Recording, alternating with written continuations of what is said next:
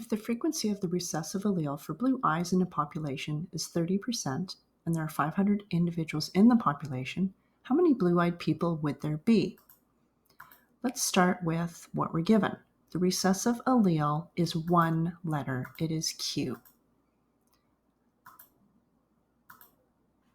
So Q is 0.3 because 30% divided by 100 is 0.3.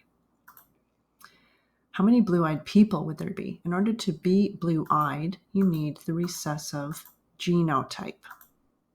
So we're looking for Q squared. So we're going to square 0.3, and the answer is 0.09. So let's check back. We're asked for how many are blue-eyed people.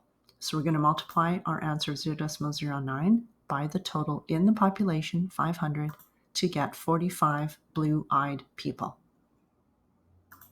Example 3, the dominant allele T controls the ability to taste PTC. Individuals with the T allele find PTC bitter, while two little t individuals find it tasteless. In a sample of 320 students, 240 were tasters.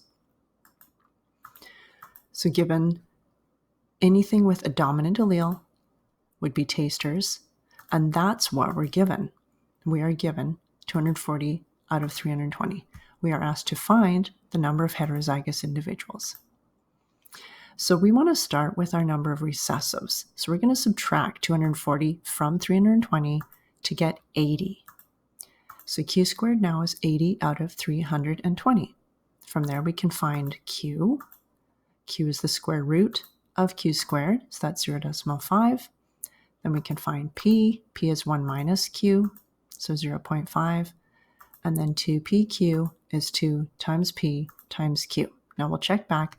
We want the number of heterozygous individuals. So we're going to multiply our frequency for our heterozygotes times 320 to get a final answer of 160 students are heterozygous. Example 4. In cats, yellow eyes are controlled by a dominant allele and green eyes are recessive. If 90 cats out of 250 have green eyes, how many cats have at least one recessive allele? So recessive trait, we're given that 90 cats out of 250 have green eyes. How many cats have at least one recessive allele? We are asked to find 2PQ because they have one recessive allele plus Q squared. So continuing with our Q squared, that's 0.36. Let's find Q. That's the square root of 0.36, which is 0.6. Now we can find P. P is 1 minus Q. So that's 0.4. Now we can find 2PQ. 2 times P times Q is 0.48.